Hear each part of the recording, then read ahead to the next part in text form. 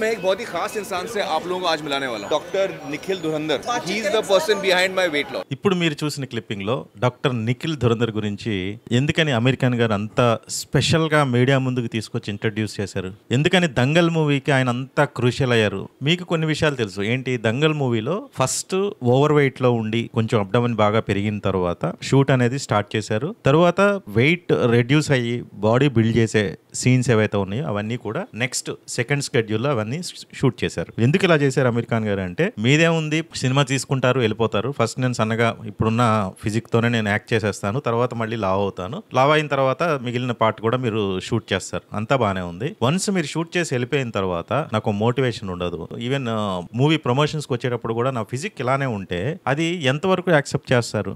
కాబట్టి నేను ఒక ఛాలెంజింగ్ గా తీసుకుంటున్నాను. సినిమా స్టార్ట్ అయ్యేటప్పుడు నేను కొంచెం బాడీ అంతా వెయిట్ అంతా పెరిగి కొంచెం ఓల్డ్ ఏజ్ లుక్ వచ్చేటట్టు నేను మొత్తం బాడీ ఫిజిక్ ని చేంజ్ చేసుకుంటాను. అది మొత్తం కంప్లీట్ షూట్ అయిపోయిన తర్వాత జస్ట్ నాకు 4 months టైం ఇవ్వండి. ఆ టైం తర్వాత మళ్ళీ నేను అగైన్ ఒరిజినల్ ఫిజిక్ ఏదైతే ఉందో, 6 pack ఫిజిక్ ఏదైతే ఉందో దానికి మళ్ళీ తిరిగి నేను అటైన్ చేసుకున్న తర్వాత రిమైనింగ్ షూట్ పార్ట్ అనేది మనం చేసుకుందాము అనేది ఆయన ప్లాన్. ఎందుకంటే ఒక మోటివేషన్ కావాలి కాబట్టి. సరే, మోటివేషన్ ఉంటే సరిపోదు కదా, దానికి హెల్దీ వెయిట్ గెయిన్ ఉండాలి, అదేవిధంగా హెల్దీ వెయిట్ రిడక్షన్ కూడా ఉండాలి. వెయిట్ గెయిన్ అవటం అనేది చాలా ఈజీ పని, కానీ హెల్దీగా వెయిట్ రెడ్యూస్ అవటం అనేది ఇక్కడ మేజర్ టాస్క్ అనమాట. ఇలాంటి సిచ్యువేషన్ లోనే డాక్టర్ నిఖిల్ ధురంధర్ అనే ఆయన దంగల్ మూవీని ఫినిష్ చేయడానికి స్టిపులేటెడ్ టైంలో తన ఫిజిక్ ని మళ్ళీ బ్యాక్ టు నార్మల్ తీసుకురావడానికి చాలా క్రూషియల్ ఇంపార్టెంట్ రోల్ ప్లే చేశారు. ఆయన ఇంట్రడ్యూస్ చేసేటప్పుడు మీరు వినే ఉంటారు యుఎస్ నుంచి వచ్చారు అని చెప్పి. జనరల్ గా మనం అందరం ఏమనుకుంటామనంటే సెలబ్రిటీస్ వాళ్ళకి ఎక్కువ స్పెండ్ చేసే క్యాపబిలిటీ ఉంటుంది కాబట్టి ఒక బెస్ట్ న్యూట్రిషనిస్ట్ ని యుఎస్ఏ నుంచి తెచ్చుకున్నారు అని మనం అందరం అనుకుంటాం. ఈయన మన ఇండియాలోనే ముంబైలో పుట్టి పెరిగి ఈయన గ్రాడ్యుయేషన్ లో ఉండగానే వాళ్ళ ఫాదర్ మెటబాలిక్ డిజార్డర్స్ లేదంటే న్యూట్రిషన్ గురించి ఒక క్లినిక్ రన్ చేస్తూ ఉండేవాళ్ళు. ఆ తర్వాత అదే ఫుడ్ స్టెప్స్ లో ఈయన కూడా న్యూట్రిషన్ చేసి తర్వాత మెటబాలిక్ డిజార్డర్స్ గురించి స్టడీ చేసి ఈయన కూడా అతనితో పాటే సేమ్ క్లినిక్ లో ప్రాక్టీస్ చేయడం మొదలుపెట్టారు. ముంబై నుంచి ప్రాక్టీస్ మొదలుపెట్టిన వ్యక్తి అమెరికా ఎలా వెళ్ళారు?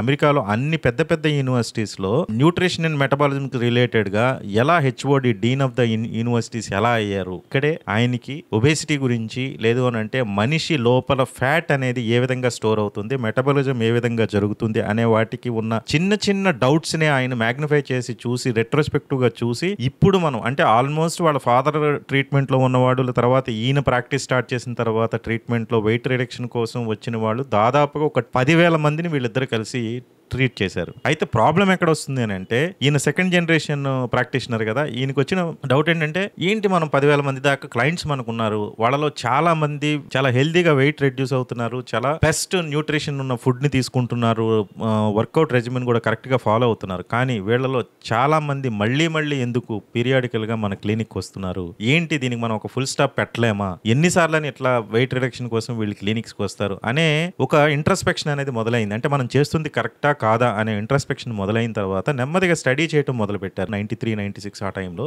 మన ఇండియా మొత్తం ఉన్న అన్ని కోళ్ల ఫార్మ్స్ లో ఒక వైరస్ వచ్చి రాత్రికి రాత్రి లక్షల కోళ్లు చనిపోవటం జరుగుతూ ఉండే టైం అది. అంటే రీసెంట్ పాస్ట్ లో మనం కూడా చూసాం, లాస్ట్ 2 months లో బర్డ్ ఫ్లూ వచ్చి చాలా ప్లేసెస్ లో లక్షల కోళ్లు ఓవర్ నైట్ లోనే చనిపోయిన సందర్భం మనం చూసాం. అలాంటి సిచ్యువేషన్ 90s లో కూడా ఒకసారి జరిగింది. ఇదే టైంలో ఆయన ఈ ప్రాక్టీస్ గురించి చాలా మదన పడుతూ ఎలా చేయాలి, ఏం చేయాలి, మళ్ళీ మన ప్రాక్టీస్ లో క్లయింట్స్ అనేవాళ్ళు వెయిట్ రిడక్షన్ కోసం మళ్ళీ రాకుండా ఒక పర్మనెంట్ సొల్యూషన్ ఎలా తీసుకురావాలి అనే సిచ్యువేషన్ లో ఉన్నప్పుడు జరిగిన ఇన్సిడెంట్ ఇది. ఒకరోజు ఆయనకి చాలా మంది ఫ్రెండ్స్ ఉన్నారు. ఆ ఫ్రెండ్స్ లో ఒక ఆయన వెటర్నరీ సైంటిస్ట్ అనమాట.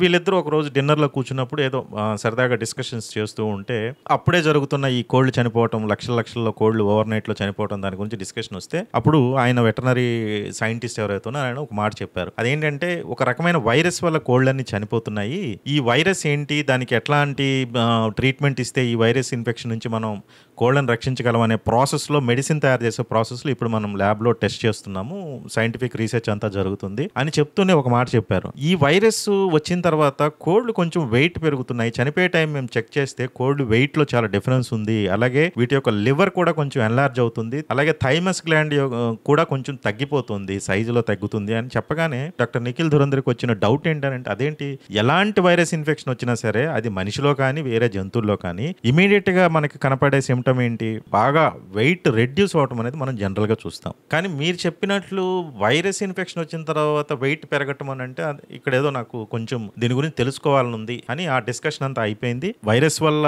వెయిట్ పెరుగుతున్నాయా, లేదంటే వెయిట్ పెరిగిన వాటిల్లో ఈ వైరస్ ఇన్ఫెక్షన్ వచ్చి అవి ఏమైనా చనిపోతున్నాయి, ఇలాంటి కొన్ని డౌట్స్ ఉన్న సందర్భంలో ఒక గ్రూప్ ఆఫ్ కోళ్ళను తీసుకొని వాటిని ఒక 2 గ్రూపుల కింద కన్వర్ట్ చేసి వాటిల్లో ఒక 50 కోళ్ళకేమో ఈ వైరస్ని ఇన్ఫెక్ట్ చేశారు.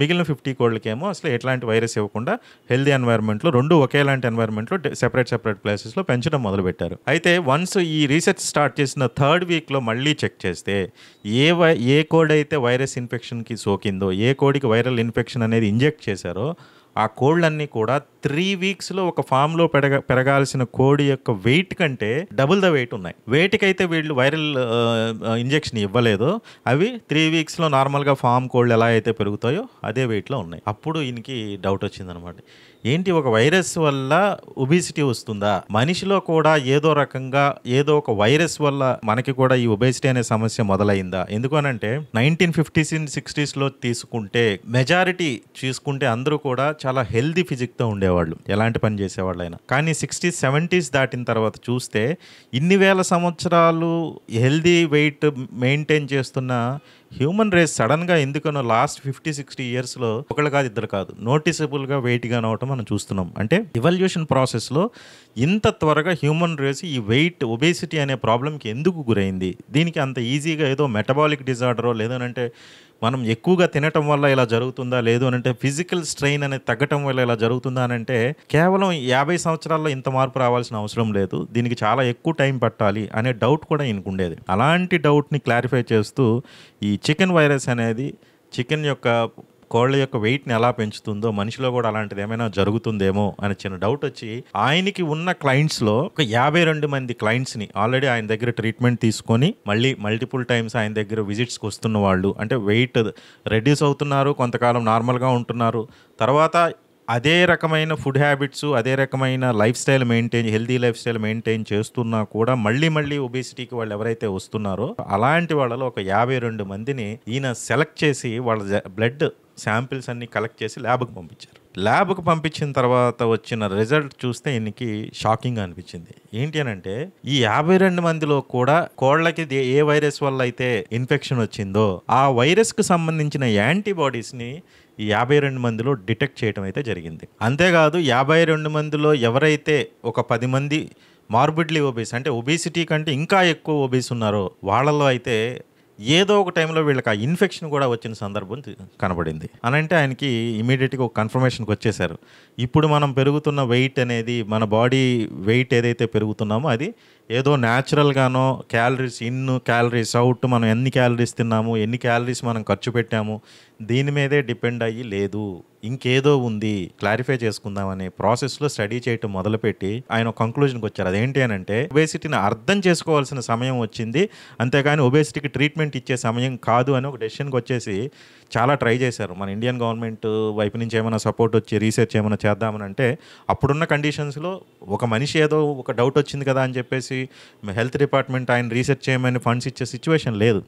ఈ ఫ్రస్ట్రేషన్లో ఏం చేశారంటే కంప్లీట్గా మొత్తం ఫ్యామిలీతో సహా మొత్తం క్లినిక్ అంతా ఆపేసి ప్రాక్టీస్ ఆపేసి ఫ్యామిలీ మొత్తం యూఎస్ షిఫ్ట్ అయిపోయారు. ఎందుకనంటే అక్కడ ఏమైనా కొంత ఈ రీసెర్చ్ చేయడానికి మనకి అవకాశం ఏమైనా దొరుకుతుందేమో అనే ఉద్దేశంతో without any financial support assistance అక్కడ దొరుకుతుందో లేదో తెలియకుండా కంప్లీట్గా యూఎస్ షిఫ్ట్ అయిపోయారు. యూఎస్ షిఫ్ట్ అయిన తర్వాత చాలా మందిని కలిశారు, చాలా ఇన్స్టిట్యూట్స్ని ఇన్స్టిట్యూట్స్లో ఉన్న ప్రొఫెసర్స్ని వాళ్ళని nutrition related metabolism related research చేస్తున్న చాలా మందిని మీట్ అవ్వడం జరిగింది. కానీ దాదాపుగా 2 years పాటు ఎట్లాంటి ఫైనాన్షియల్ ఎయిడ్ ఆయనకి దొరకలేదు. ఇంకా ఫైనల్గా ఇక తిరిగి వచ్చేద్దాము, ఇంకెందుకు ఆల్రెడీ 2 years అయిపోతుంది, ఫ్యామిలీతో పాటు వచ్చేసాము, చాలా స్ట్రగుల్ అవుతున్నాం, ఫండ్ కూడా దొరికే సిచ్యువేషన్ లేదేమో, ఇక ఇండియా వెళ్ళిపోదాం అనే టైంలో ఆయనకి ఒక హోప్ దొరికింది. లక్కీలీ ఒక ఇన్స్టిట్యూట్ నుంచి ఆయనకి ఫండ్ అనేది దొరికింది. ఈ ఫండ్ దొరికిన తర్వాత ఇంకొక మేజర్ టాస్క్ ఏంటి అని అంటే అంతా బాగానే ఉంది, కానీ యుఎస్ గవర్నమెంట్ FDA ఇండియా నుంచి చికెన్ వైరస్ని ఇక్కడికి తీసుకొస్తే ఇక్కడ ఉన్న వాళ్ళందరూ మీరు చెప్పినట్టు అదే కానీ ఒబేసిటీకి రీజన్ అయితే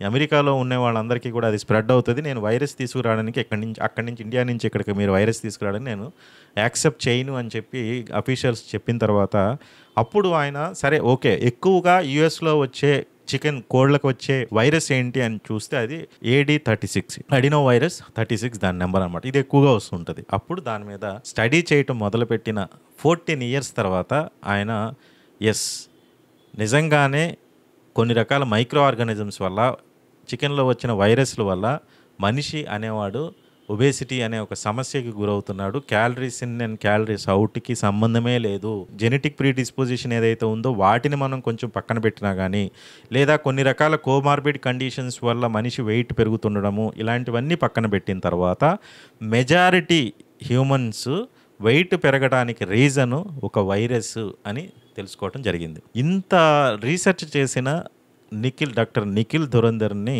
సెలెక్ట్ చేసుకోవడానికి రీజన్ అంత ఎక్స్టెన్సివ్గా ఎందుకు అనంటే, ఇండియా నుంచి వెళ్ళి 2 years పాటు స్ట్రగుల్ అయిన డాక్టర్ నిఖిల్ ధురంధర్ ఆల్మోస్ట్ చాలా యూనివర్సిటీకి HODగా పనిచేశారు, న్యూట్రిషన్ అండ్ మెటబాలిజం డిపార్ట్మెంట్స్కి.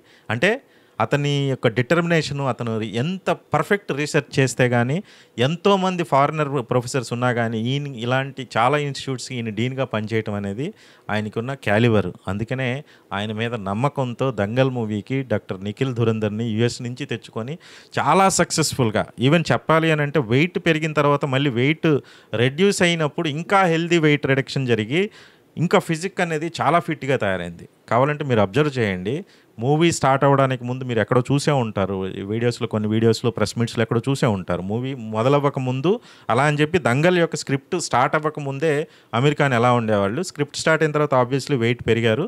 కానీ మూవీ ఫినిష్ అయ్యేటప్పటికి ఎప్పుడో 10-15 years బ్యాక్ ఉన్న అమెరికాన్ ఎలా ఉన్నారో అలా ఉన్నారు. అంటే అంత హెల్దీగా వెయిట్ రెడ్యూస్ అవ్వటం అనేది డాక్టర్ నిఖిల్ ధురంధర్ వల్లే జరిగింది.